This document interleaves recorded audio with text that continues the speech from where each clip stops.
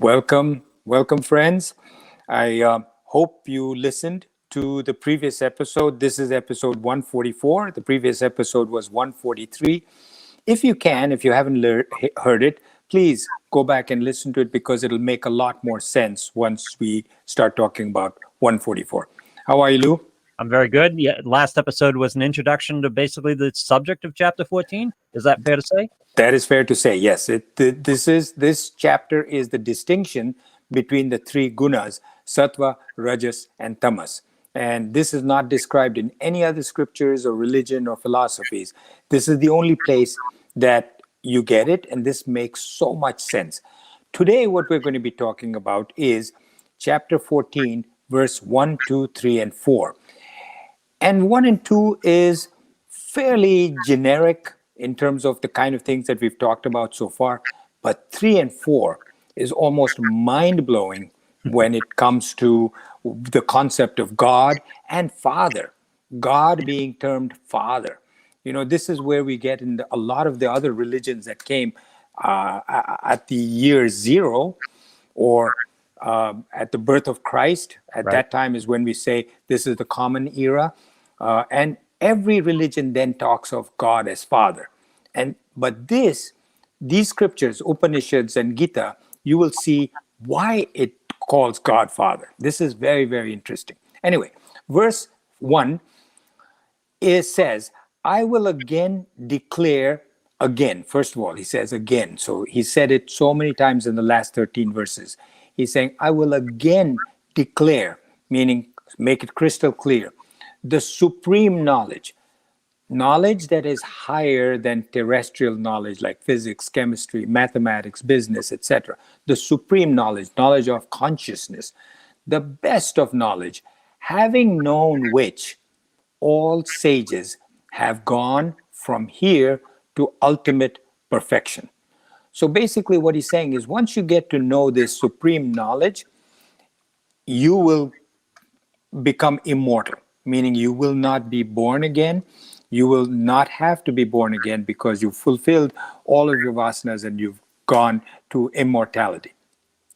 So what he says, I'm repeating something I've said already to you in the last 13 verses. I will make it crystal clear, meaning I will declare it.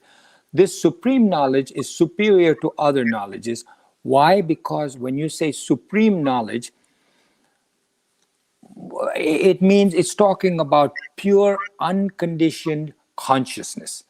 Mm-hmm. Now remember, when Atman, Brahman, life, God comes down to us, that is pure, unconditioned consciousness, pure.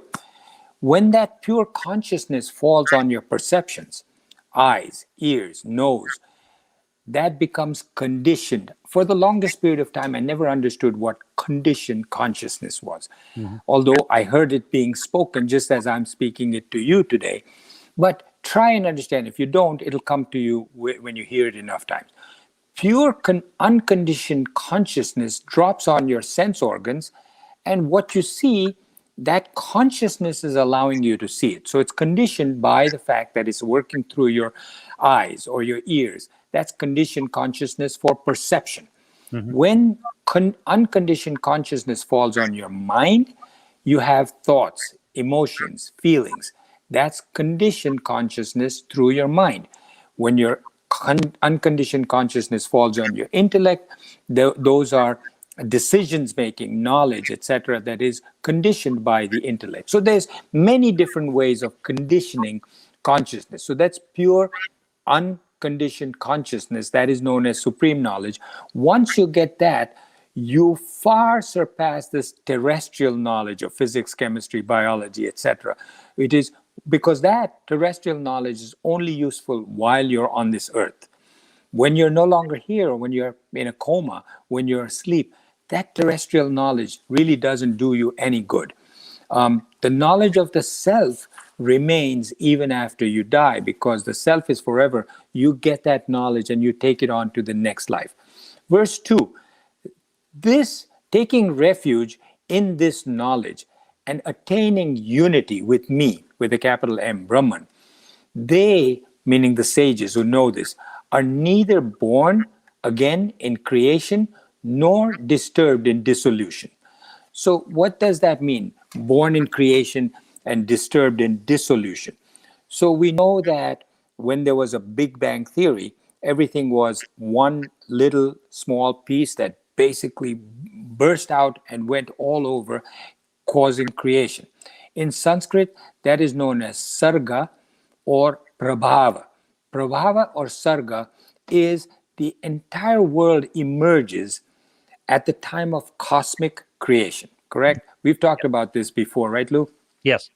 And dissolution is known as pralaya or cosmic dissolution, where at the end of so many billion years, everything comes back into a pinpoint. We've talked about that too.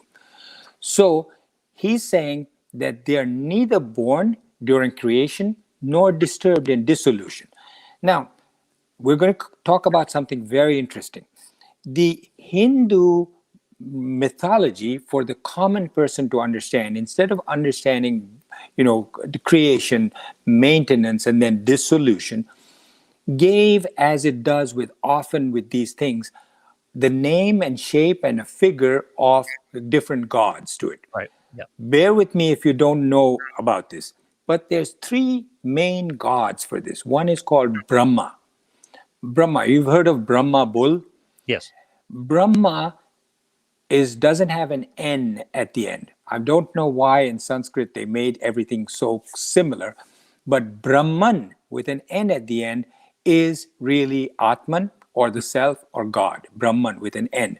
Right. Brahma without the N at the end is the God of creation. He is supposed to create the world and us and everything else. Brahma. That's the cosmic creator. Shiva is the destroyer. Shiva comes and destroys and everything goes back into the pinpoint. And while it's around, alive, Vishnu is the maintainer. By the way, Lou, did you know that if you go to the Grand Canyon, these are the three terms used there: Shiva, Vishnu, and Brahma? Fascinating. That's No. a whole other thing we'll talk about. The Grand Canyon has this. Anyway, you have to dedicate yourself. Taking refuge in this knowledge and attaining union with me means, he's saying in the Gita, dedicate yourself to this knowledge. Focus on it, understand it. As we're attached to our computers, our internet, our Wi-Fi, our cell phones, give that much attention to this and you will be forever one with God. You merge into Brahman, Atman, like a wave merges into an ocean. You don't see the distinction between a wave and an ocean once that wave goes in there. Similarly, you too will go. There is a continuous chain of creation and dissolution all the time with everything. Morning goes to afternoon, morning dies, afternoon is born. Afternoon goes into evening, afternoon dies, evening is born. Evening goes into nighttime, evening dies, nighttime is born. But throughout all this, a day and night is maintained. So birth, death, maintenance during this time. Brahma, Shiva, Vishnu.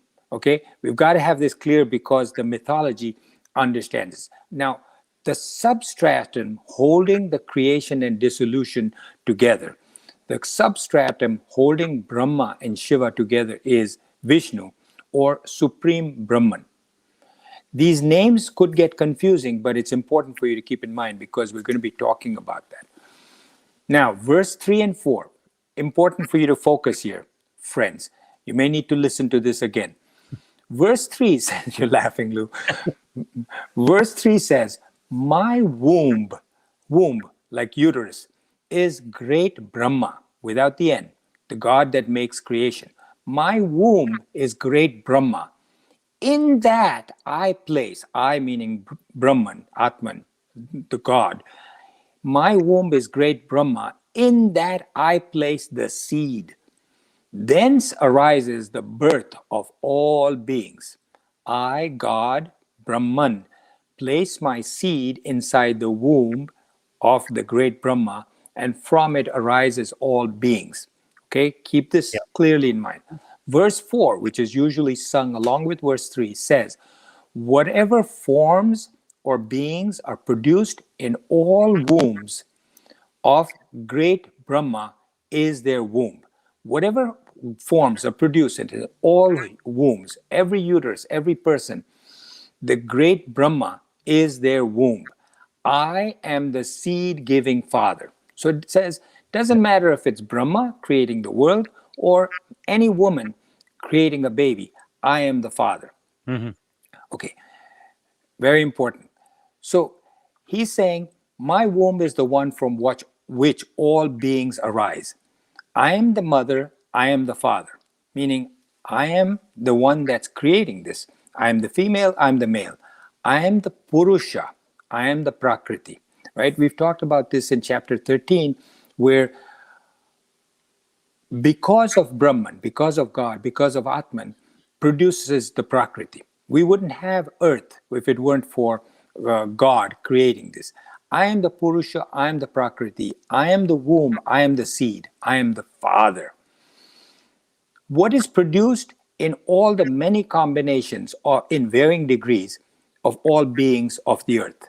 So whether it's a mouse or a dog or a horse or an elephant or a human being, it's a combination of matter and spirit, life. He's saying that I really am both. I am making all of this. I, the Father, I am producing this. I am producing this through the Creator, which is Brahma. Don't get confused. There is no Brahma. There is no such thing as Brahma, Vishnu, Shiva.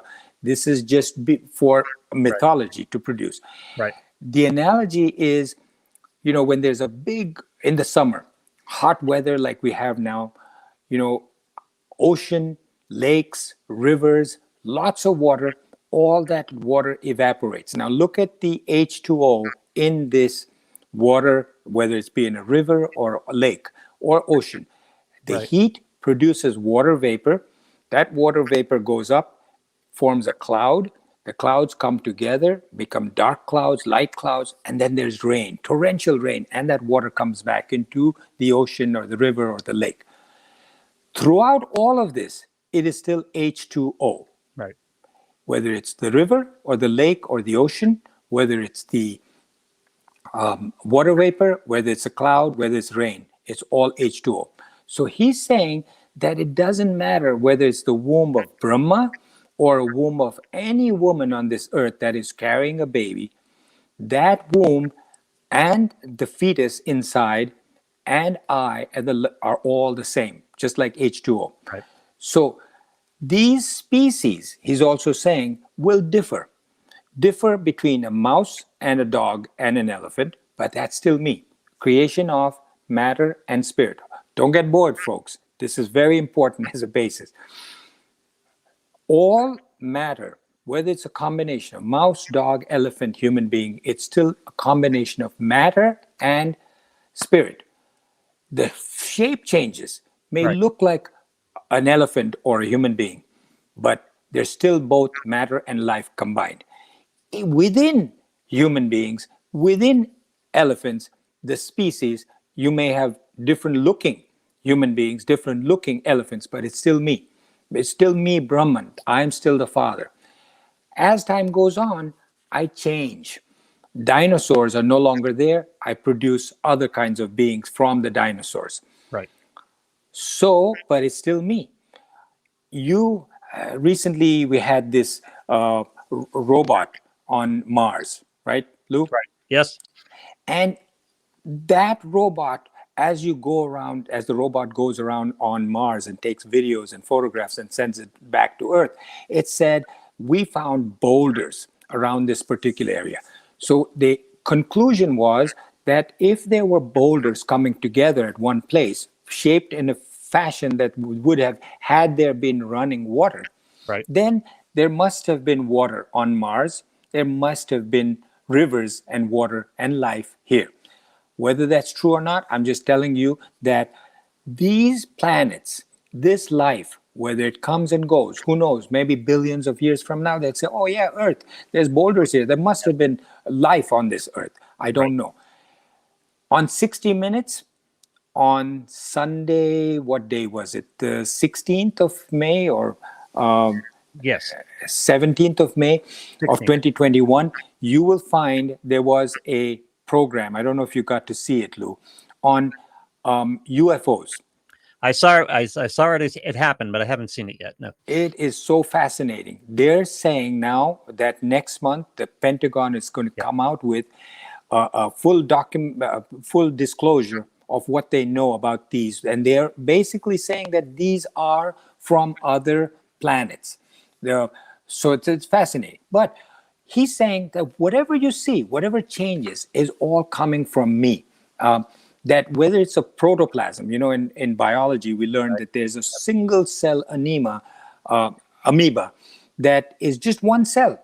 But each one of our bodies has trillions of cells, and each cell has the same kind of life. But when all the cells get together and they form one group, you say, oh, these are all kidney cells.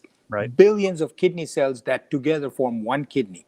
Billions of heart cells that form one heart or form a brain. So each cell in and of itself is an individual. Then they collect together to form a group, say the kidney or the heart or the brain or whatever, and this keeps changing.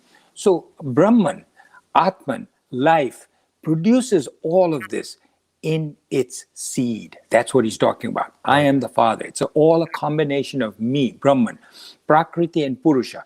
I am the one who put the seed of life, the seed of consciousness in the being, the seed of consciousness in our being. A tiny seed, you take a little mango seed and you put it in the ground, and it comes out years later as a huge tree, branches, leaves, fruit, flowers. And how does it do that? How does it, all of this is encapsulated into a tiny little mustard seed or raisin seed or whatever? This is all very, very fascinating to say, where does it come from? Now, this part will also be very interesting. Remember, we talked about Brahma being the creator, Vishnu is the maintainer, and Shiva is the destroyer. Mm-hmm. In India, you will see temples, millions of temples for Vishnu or Shiva or other Lakshmi, Maruti, all this. You will find only maybe 2 temples in all of India for Brahma. Only. Why? Why is Brahma not worshipped? You say, well, there's mythology behind the reason Brahma is not worshipped. Oh yeah, what's that mythology? Brahma apparently created a beautiful woman, so beautiful, the most beautiful woman ever. And I can talk to you about why woman is designated as the epitome of all sense organs. Right. And that is because all senses plus the mind is involved in running after the desire for woman. Right. But Brahma created this woman and then made her so beautiful that he himself, Brahma, started running after her. And you say, what kind of a God is that if you're going to run after it? So Brahma is not worshipped. That, plus he told a lie to Shiva that I know where you began and stuff like that. That's all mythology. Yep. The main reason, and here you have to pay a little bit attention. Main reason is that if Brahma created, carefully listen, if Brahma created the world, then Brahma is not a god. Brahma cannot be Brahman. Brahma cannot be Atman, life. Why? Because to create something, you have to act. And if you act, you remember thought, desire, action. Yeah. That means that if Brahma created the world, then Brahma must have had a desire. And Brahma cannot be God if you have a desire. Because God has no vasanas. God has no desires. For us to become immortal, we have to give up our desires. Therefore, to say that a God, Atman, self, Brahman, has desires, therefore he created the world, means that he's not a God. So therefore, why pray to something that doesn't have, has action, that has desires or vasanas? So because of that, Brahma is not prayed to. Another example, snake. You see a rope, it's in the garden, it's twilight. As you're walking by, you say, oh my goodness, there's a snake there under the bushes. It's not a snake, it's a rope. But you have misapprehended, misperceived, misseen that rope and imagined it to be a snake. Here, Brahman, Atman, God, is all everywhere. you don't see God as God. So therefore, you see God as an elephant. God is producing the matter, giving it life, but really it's God. You don't perceive it as God, you see it as an elephant or a human being. Right. Which is why in India they put a mark on the forehead to say, look at the mark, recognize and remember, this is just God, this is Atman. Don't look at his face, don't look at how beautiful he is, she is. Don't look at her body, his body. Look at the fact that this is Atman, this is spirit, this is life. Focus on that.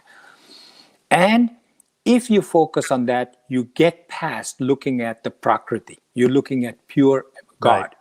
So, non-apprehension, when you don't see that this is a rope, leads to misapprehension. You say, I don't see it as this, therefore I see it as a snake. Because I don't see it as a rope, I see it as a snake. Right. If the rope, you didn't see the rope at all, you're walking the other direction, you wouldn't see a snake. Because you see the rope is present, therefore the snake is present in your mind.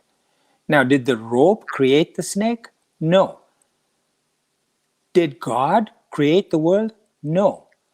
But if the rope had not been there and you had not misapprehended the rope, you would not have seen the snake. So if God had not been there, you would not have seen this world as world. Are you with me so far? I am. Okay. This seems like the basic struggle here of this, which is how we're trying to recognize and become one again, realize Brahman, but Brahman doesn't activate our senses at all. So we have no way to process it. So we have to try to find a way to process the concept. And sometimes that means turning them into a god or an elephant or however it is we look at it, because we try to see it through the context of our senses. Yes, and that becomes very difficult because you cannot perceive Atman or God through your senses. Right. You cannot conceive of God through your intellect, and you cannot feel or have emotions. But you have to be able to separate. That's what we talked about in chapter 13. Separate Atman, Purusha, from Prakriti. You have to separate the two. So what he's saying here is that you need to be able to say that although I see the snake, it is because I don't comprehend that there's a rope there. Right. Once you see, somebody turns on the flashlight and you see, oh, that's a rope.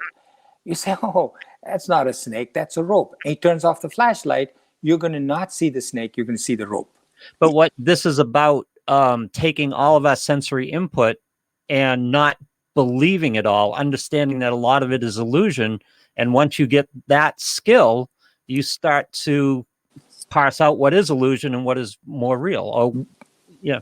Correct. So you brought up illusion, and that's a very important for things for people to understand. Understand the difference between an illusion and a hallucination. What Lou said was illusion. Understand what a hallucination is. People have auditory, all the senses give you hallucinations. Right. Only the senses, the sense organs. A hallucination, if you see a visual hallucination, you are actually seeing something that is not there at all, right? People say, I saw this thing, whatever. That's a visual hallucination. Say, I heard my name being called. People who are schizophrenic or psychiatrically ill have visual hallucinations, auditory hallucinations. They sit there and they hear themselves, hear something talking to them, and they talk back. You've heard of this. You've seen it in the movies. You may have seen it in real life, where people actually hear things and they respond talking to them. Those are auditory hallucinations. You're standing right next to that person. You don't hear anything, but he hears it as clearly as you are hearing my voice right now. That's a hallucination. Now, an illusion is where I'm sitting here and my wife says something from the other room. And I say, what? Did you call me? And she says, no, I was saying X. Yeah. And I didn't call your name, but I heard it to be my name. I heard it. That's an illusion. It's a misperception of something that somebody said. Because of the fact that she said it, I thought my name was being called. I see something. Let me get a brownie point for this, because if I can, because what you talked about before was creating something it wasn't an illusion. What did you call it? Misapprehension. Yeah. Before, when you talk about a schizophrenic or something, they hear something that's not there, and they're not taking it in through their senses. It's totally created in their mind. Yes. An Yes. illusion is, and how am I doing here? It's a conditioned Perfect. consciousness, right? It's you look at the rope, and your experience and what you understand takes that stimulus from your sense organ and creates a snake out of it. Correct. Yeah. So your brownie points galore to you. Yeah. So you look out in the twilight and the light is not very clear. You see something moving in the bushes and you say, oh, I saw a lion over there. Right. It may not have been a lion, may have been a deer, may have been a dog, may have just been the breeze moving the plants. But your senses misperceive, misapprehend, missee that, and you say, I saw a lion, I saw a tiger, I saw this. And it may have just been the breeze moving the bushes from one side to the next. So when we see a person, our conditioned consciousness shows us the person, the human, the body, because we don't understand the concept of Brahman. And we have to get beyond our conditioned consciousness to understand that we're not seeing the human, the body, we're seeing Brahman, but we don't have the wherewithal to coalesce that in our mind, right? This is what yes, we're developing. yes, yes. So because it's dark, because you're seeing the snake, you say, oh, I see a snake. You don't have the wherewithal, you don't have the light, you don't have the knowledge to perceive this as a rope. So you are not seeing the rope as the rope, you're seeing it as a snake. Right. You don't have the knowledge, the supreme knowledge that he talked about in verse 1, to see God as God. Right. So you see God as everything else that God has given consciousness to. So you misinterpret God as if God created the world, when God did not create the world. If there were no rope, you wouldn't see the snake. God doesn't create, because that would be an action. Actions follow a desire. God has no desires. Now, can you blame the rope? Well, then you say, well, then I blame God. Can you blame the rope because you see a snake? No. No, the rope is just the rope. You misinterpret. God cannot create the world because God doesn't do any actions. Right. God has no desires. The three gunas have no effect on the self. Sattvic, Rajasic, Tamasic, no effect on the self. So you could see that snake that you misinterpret the rope as being a snake. You could see it and say, oh, I saw a black snake. Your neighbor next door to you said, immediately standing next to you, said, no, it's a gold snake. I see it with diamonds on it, so it must be a rattlesnake. Another person standing next to him says, no, it's not a snake, it's a twig. Fourth person says, no, it's a crack in the road. It's not a snake, it's not a twig, it's a crack in the road. Right. Each one is perceiving it slightly differently, but not perceiving it as the rope. Now, is that the rope's fault? No. Does it make an effect on the rope? These gunas are the qualities. One quality of one snake is that it's black. The other one is it got golden and diamonds on it. Third is that it's a twig. Fourth quality is that of the rope, of a crack in the wood, in the road. Does that affect the rope? No, has no effect on the rope. Rope is the rope, and it's always been there. None of these gunas of the snake impinge on the rope itself. So you could see God in any way you want, as an elephant, as a dog, as a fault, as garbage, as good stuff. It doesn't have any effect on God. God is pure, not tainted by your misperception of God.